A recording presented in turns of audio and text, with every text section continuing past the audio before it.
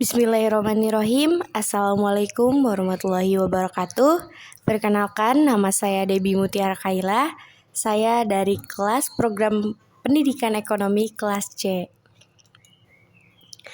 Di sini saya akan menjelaskan fungsi linear, penerapan ekonomi, keseimbangan pengaruh pajak, dan subsidi terhadap keseimbangan pasar.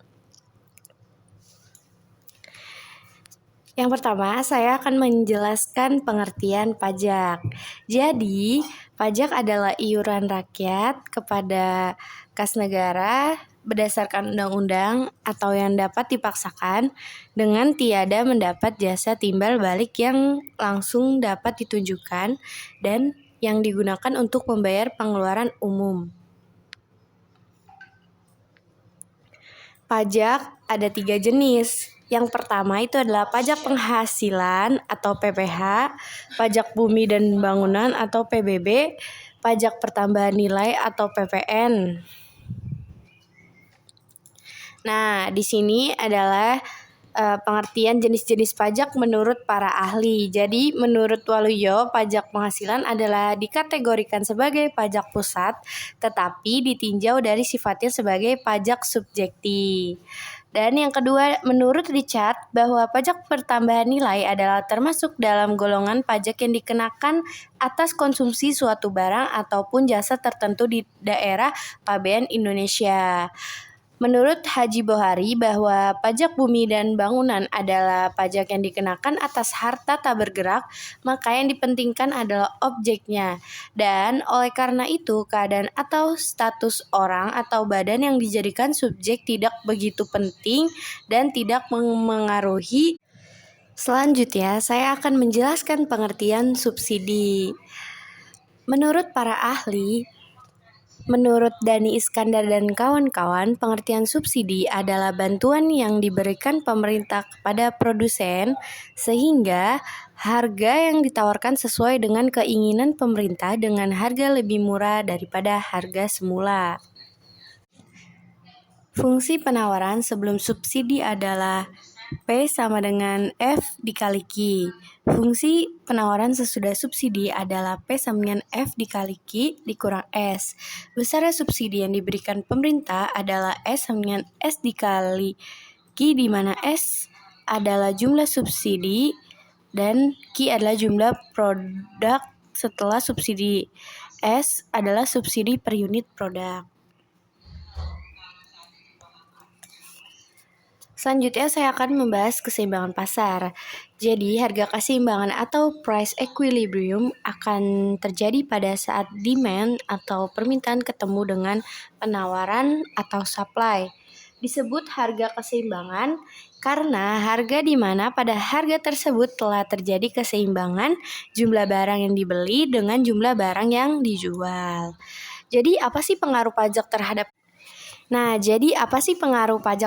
keseimbangan pasar? Nah, pajak yang dikenakan atas penjualan selalu menambah harga barang yang ditawarkan, sehingga hanya mempengaruhi fungsi penawaran, sedangkan pada fungsi permintaan tidak mengalami perubahan sama sekali.